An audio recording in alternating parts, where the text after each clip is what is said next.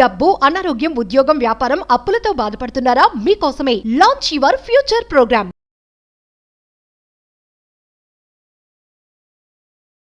Previous ఎపిసోడ్లో మీరు చెప్పారు సార్, మన మనసుని మనం ఎలా మలుచుకుంటాం, మనం ఏంటి, మనల్ని ఎలా టర్న్ చేసుకుంటాం అనే దాని మీద డిపెండ్ అయి ఉంటుంది లైఫ్ అనేది. ఇలా చాలా విషయాలు ఉంటూ ఉంటాయండి. మనీ మంత్ర సబ్జెక్ట్ విషయానికి వస్తే ఏం చెప్పబోతూ ఉన్నారు? ఇప్పుడు ఎలా ఉంటుందమ్మా అంటే, ఒక స్కూల్ అన్నప్పుడు మనం స్కూల్లో మన పిల్లల్ని జాయిన్ చేసినప్పుడు కొన్ని నియమాలు ఉంటాయి. అంటే వాళ్ళ రూల్స్ రెగ్యులేషన్స్ ఉంటాయి. మీ పిల్లాడికి యూనిఫామ్ వేయాలి, ఈరోజు ఇది ఈ క్లాస్ ఉంటుంది, ఆ బుక్స్ మాత్రం పంపించాలి. మళ్ళీ ఇంకోటి ఏంటంటే యూనిఫామ్గా, ఈ మధ్య కొత్తగా వచ్చింది ఏంటంటే యూనిఫామ్గా వంటలు చేసి పంపించాలి. వాడు ఆ రోజు రేపు మంగళవారం కాబట్టి బెండకాయని వండి పట్టి అందరు బెండకాయని వండి పంపాలి. అంటే మంచి విటమిన్ ఫుడ్ అది. నెక్స్ట్ డే మీరు సోయా పంపించమంటే అదే వండి పంపాలి. అక్కడ ఏమవుతుందంటే ఎక్కడ కూడా తేడా ఉండదు. విన్నారా? అందరూ సమానంగా ఒక రకమైనటువంటి ఆలోచన వస్తుంది. అలా కొన్ని నియమాలు ఒక స్కూల్కి ఉన్నప్పుడు, ఒక ఆఫీస్ ప్రెమిసెస్కి దానికి ఉన్న నియమాలు దానికి ఉన్నప్పుడు, ఈ ప్రపంచంలో ఈ ప్రకృతికి కొన్ని నియమాలు ఉన్నప్పుడు, నీకంటూ నియమాలే లేకపోతే ఎట్లా? నీకంటూ ఏం నియమాలు ఉన్నాయి? ఏనాడన్నా నువ్వు పెట్టుకున్నావా ఏమన్నా నియమాలు? ఆలోచించావా? ఆలోచించినప్పుడు నీకంటూ ఒక నియమాలు లేనప్పుడు ఒక క్రమశిక్షణ అనేది నీకు ఎలా అలవాటు అవుతుంది? నువ్వు కావాల్సిన వాటి అన్నిటిని నువ్వు ఎలా సాధిస్తావు? నీ యొక్క డబ్బు సంపద అనే లక్ష్యంలో నువ్వు ఎక్కడ ముందుకు పోతావు? కాబట్టి నీకంటూ ఏం నియమాలు ఉన్నాయనేది ఒకసారి మీరు ఆలోచించండి. ఓకేనా? ఎందుకంటే ప్రతి మనిషికి ఒక నియమం అనేది ఉండాలి. ఒక సిస్టమేటిక్ క్రమశిక్షణ ఉన్నప్పుడు మాత్రమే, ఒక డిసిప్లిన్ ఉన్నప్పుడు మాత్రమే దానికోసం పనిచేయడం అనేది జరుగుతుంది. అది లేనప్పుడు ఏమవుతుందంటే, ఇప్పుడు ఆఫీస్ ఉందండి, మార్నింగ్ మనం 10కి ఆఫీస్కి వెళ్ళాలి, దానికి టైమింగే లేదనుకోండి, వాడు మార్నింగ్ 8 గంటలకు వస్తాడు, వాడు 10 గంటలకు వస్తాడు, మధ్యాహ్నం 2 గంటలకు, రాత్రి 2 గంటలకు కూడా వస్తాడు. అంటే ఒక డిసిప్లిన్ అనేది లేదు అక్కడ. లేనప్పుడు అక్కడ వర్క్ ఎట్లా ఇది అవుతుంది? అలాంటి కంపెనీలు కూడా ఉన్నాయి. ఇప్పుడు గూగుల్ ఉంది, అంత పెద్ద కంపెనీ, దానికి టైమింగ్ అదేమి ఉండదు. అర్థమైందా? వాళ్ళ అట్మాస్ఫియర్ కూడా ఎలా ఉంటుందంటే, ఓ మంచి ప్రెమిసెస్, అక్కడనే మీకు వంటలు చేసి పెట్టే వాళ్ళు అందరూ ఉంటారు, టేబుల్స్ ఉంటాయి, హాయిగా పడుకోవచ్చు, లేవచ్చు, కూర్చోవచ్చు, ఏమన్నా చేయొచ్చు. వాడికి ఏం తినాలనుకుంటే అది తినవచ్చు. అర్థమైందా? మళ్ళీ అన్నీ రిచ్ ఫుడ్ ఉంటాయి. వాళ్ళకి ఏం పని ఉండదు. వాళ్ళకి ఏంటంటే టార్గెట్ ఇస్తారు, ఈ టైం లోపల ఇది కావాలి. ఓకేనా? ఇది కూడా బాగుంది.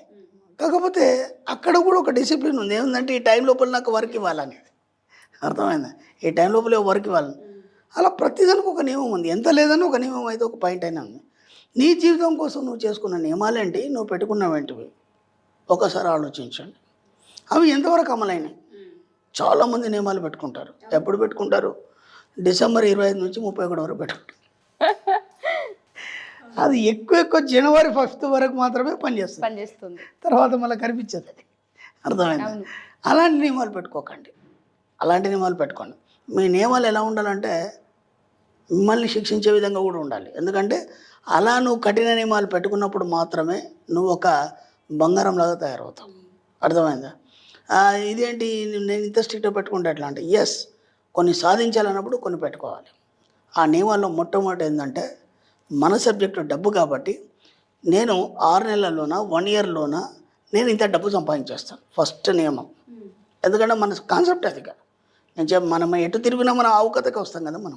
మన ఆవే డబ్బు కాబట్టి ఆవు అనేది కనిపించాలి మనకి. అర్థమైందా? కాబట్టి ఫస్ట్ నియమం మనం ఏం పెట్టుకున్నాం? డబ్బు సంపాదించాం ఈ 1 ఇయర్లో లేదా 6 నెలల్లో. ఎందుకంటే ఒక 5-6 సంవత్సరాలు నేను ఒక ఎంప్లాయీ ఉన్నాను. అనుకోకుండా వచ్చాడు, సరదాగా మాట్లాడుతుంటే ఆయన అన్నాడు, సార్ నేను కొన్ని కండిషన్స్ పెట్టుకున్నాను సార్, నియమాలు పెట్టుకున్నాను. సంతోషం. ఏం నియమాలు పెట్టుకున్నాను? సరే 5 సంవత్సరాల్లో నేను ఒక ప్లాట్ తీసుకోవాలి. ఓకేనా? అందులో మా పిల్లల ఎడ్యుకేషన్ కంప్లీట్ అయిపోతుంది, లోన్ తీసుకోవద్దు. ఓకేనా? ఆ తర్వాత ఈ 5 సంవత్సరాల తర్వాత ప్లాట్ తీసుకున్నాం కదా, ఇంకో 5 సంవత్సరాల్లో ఇల్లు కట్టాలి. ఓకేనా? ఈయనకుంది ఇప్పుడు 40 సంవత్సరాలు, అంటే 50 సంవత్సరాల్లో ఇల్లు కడతాడు. అప్పటి వరకు పిల్లల ఎడ్యుకేషన్ అయిపోతుంది. ఓకేనా? లోన్ తీసుకోవద్దు. ఇప్పుడు ఆ పిల్లల ఎడ్యుకేషను అక్కడ దాకా 10 సంవత్సరాలకు వెళ్ళి కంప్లీట్ అయ్యేలోపు ఈయన దగ్గర ఏం మిగిలవు. ఎందుకంటే పిల్లల ఎడ్యుకేషన్ అంత పెద్దగా వెళ్ళిపోతారు, తర్వాత పెళ్ళిళ్ళకి వచ్చేస్తారు. ఇప్పుడు పెళ్ళి చేయాలంటే అప్పు కావాలి, ఇల్లు కట్టాలంటే అప్పు కావాలి. అప్పుడు మళ్ళీ ఆయన ప్లాన్ ఏందనేది ఆయనకు తెలియదు. అప్పుడు ఆయన ప్లాన్ ఏందనేది తెలియదు. ఇక్కడ విచిత్రం ఏం జరిగిందంటే, నువ్వు ప్లాన్ ఇవ్వలేదు కాబట్టి నీకు ఒక నియమాలు కఠినంగా లేవు కాబట్టి ఇక్కడ నేనేం చెప్పానంటే సార్ ఒక ఇల్లు కట్టడానికి పిల్లల ఎడ్యుకేషన్ కావడానికి 10 సంవత్సరాలు ఎందుకు సార్, ఇదే 2 సంవత్సరాలు ఎందుకు పెట్టుకోలేదు మీరు అన్న. ఎలా సాధ్యమవుతుంది అన్నాడు ఆయన. ఎందుకు కాదు, మీరు అనుకుంటే కదా, మీరు ఏదైతే గీత తీసుకుంటారో, ఎప్పుడో గ్లాస్ ఉందమ్మా, చిన్న గ్లాస్ తీసుకుంటే అంతే నీళ్ళు పడతాయి, పెద్ద గ్లాస్ తీసుకుంటే అంతే నీళ్ళు పడతాయి, గంగలం తీసుకుంటే అంతే పడతాయి. నీకు కావాల్సిన తాగేటి ఎన్ని నీళ్ళు కావాలి, చిన్న గ్లాస్ తీసుకో, గంగలం ఎందుకు నీకు, అవునా కదా? లేదు స్నానానికి కావాలి, గంగలమే కావాలి కదా. నీది గంగలం ఆలోచన, నువ్వు తీసుకున్న చిన్న గ్లాసు, లేదా అంత పెద్దగా ఆలోచిస్తున్నావు, అంత లాంగ్ ఆలోచిస్తున్నావు. ఇక్కడ దేనికైనా ఏమైనా సంబంధము నీ నియమాలకు కానీ లేకపోతే పెట్టుకున్న కట్టుబాట్లకు కానీ ఎక్కడనేమైనా సంబంధం ఉందా? ఏమీ లేదు. ఏమి లేనప్పుడు అది ఎలా సాధ్యమవుతుంది? అప్పుడే నాకు ఆలోచించేది కరెక్టే కదా అని ఆలోచించింది. మీరు నమ్మండి, కరెక్ట్ 10 years వరకు ఆయన ఆరోగ్యం పాడైపోయింది. ఇప్పుడు ఆ ఇల్లు కట్టడం అనేది అది పెండింగ్ అయిపోయింది.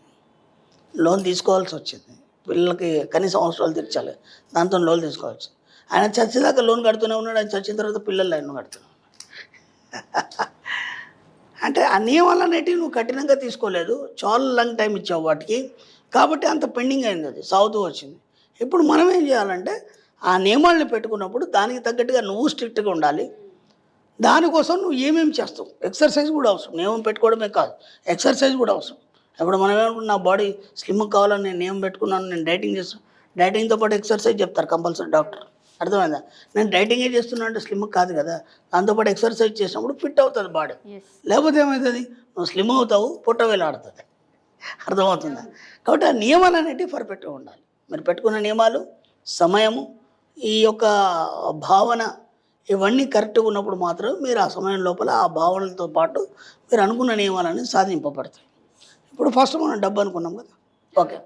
తర్వాత నెక్స్ట్ ఏమనుకుంటారు, ఆ డబ్బును అనుభవించడానికి మీకు ఆరోగ్యం కావాలి. ఇప్పుడు డబ్బు అయిపోయింది, ఆరోగ్యం అయిపోయింది, మూడోది ఏంది, మీరు ఎంజాయ్ చేయాలి, అర్థమైందా? ఎంజాయ్ చేయడానికి ఎక్కడెక్కడ వెళ్ళాలి, ఏం చేయాలి, ఇవన్నీ కూడా మనం ప్లాన్స్ రాసుకోవాలి. ఇప్పుడు నేను ఇంతకుముందు కూడా చెప్పాను, ప్రతి 6 నెలలకు ఒక విదేశీ టూర్ కానీ లేదంటే పొరుగు రాష్ట్రం కానీ వెళ్ళాలి, ఓకేనా?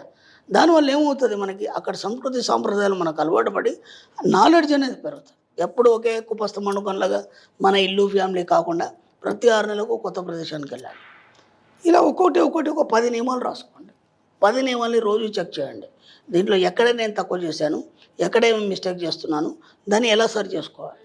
ఇంకా మీరు ఏం ఆలోచించాల్సిన అవసరం లేదు. మీరు ఏదైతే రాసుకున్నారో అలాగే ఎండ్ ఆఫ్ డెత్ వరకు మీ లైఫ్ అలాగే తయారవుతుంది.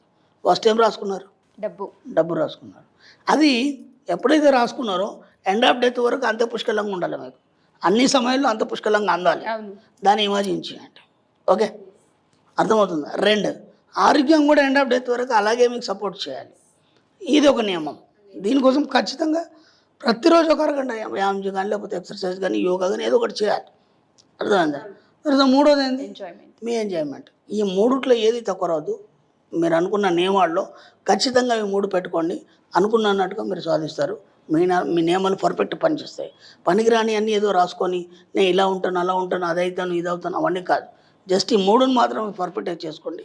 ఆ నియమాలకు తగ్గట్టు మీ లైఫ్ని తయారు చేసుకోండి. ఇంకా మీకు ఇంకేం అవసరం లేదు. Thank you sir, thank you so much. Thank you.